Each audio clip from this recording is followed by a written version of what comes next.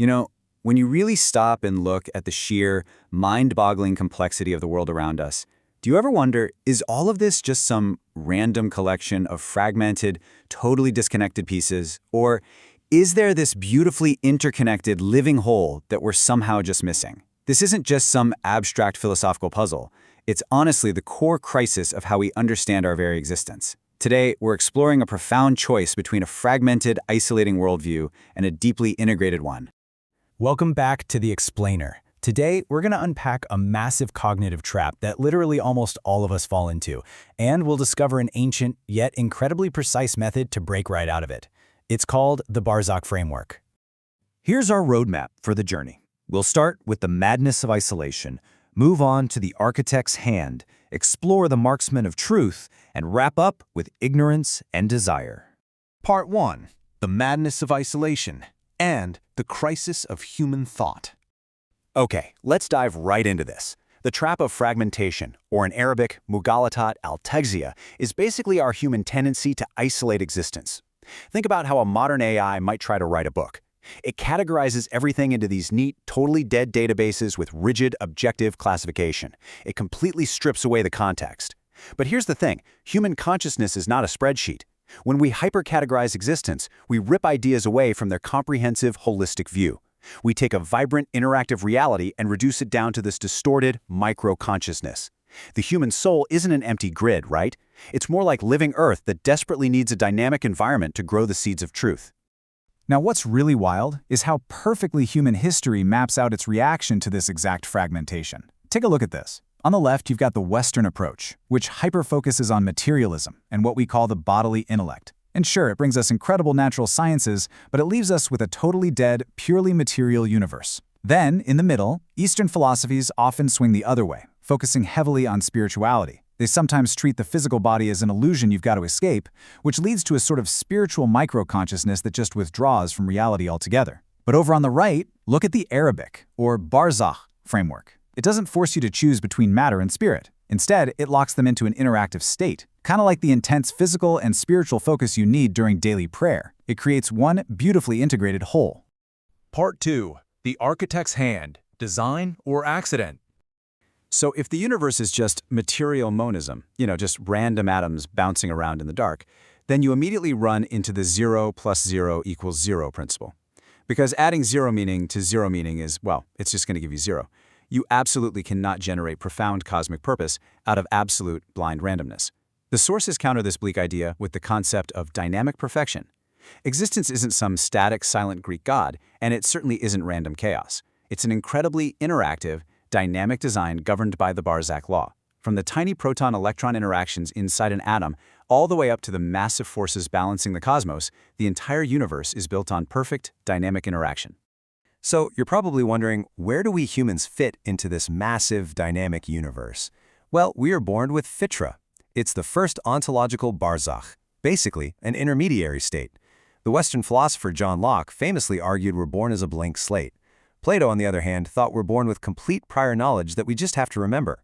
The Barzakh framework, it actually rejects both of those extremes.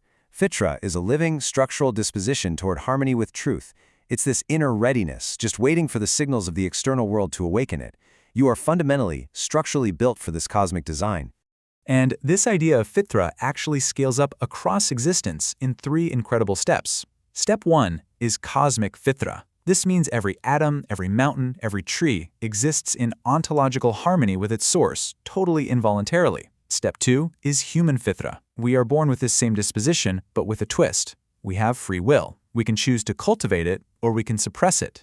Finally, step 3 is rational fitra. This is where a sound, uncontaminated intellect contemplates existence and naturally realizes, hey, there has to be a creator. But, as the texts are quick to point out, the intellect alone just isn't quite enough. It needs revealed guidance to see the full, complete picture. Part 3. The marksman of truth and prophetic precision. If our intellect needs that external guidance to complete the picture, how do we actually confirm this cosmic design is real?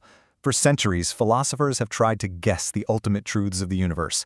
The sources call this Rejman bil Gaib, which literally translates to shooting in the dark. If human philosophy happens to hit a truth, it's usually by sheer luck, and it brings a dozen errors along with it. Contrast that with prophetic truth. The prophet isn't guessing, he acts as the marksman. The revelation is a precise, integrated system that hits the absolute dead center of the target every single time, totally skipping the messy trial and error of human speculation. And to be clear, the evidence for this marksman isn't magic. In fact, the texts explicitly separate prophecy from magic. A sorcerer relies on superstition and polytheism, but the prophet relies on pure monotheism and knowledge. The Quran is presented as the ultimate proof here because it entirely surpasses anything human intellect could produce on its own. It hits thousands of structural marks across meaning, geography, and reality, without missing once.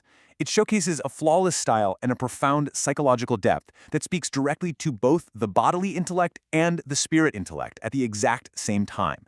It is literally the ultimate integrated Barzakh. Part 4. Ignorance and Desire. So, you really have to ask yourself, if this structural truth is so incredibly clear, why on earth do so many people still reject it? The answer is powerfully anchored in this quote from Quran 53:23. They follow not but conjecture and that which their souls desire. The sources highlight that rejecting the truth almost always boils down to two core things: ignorance and desire, or hawa. People literally abandon their own reason. They choose to listen to wishful thinking and superstitions instead of plain logic.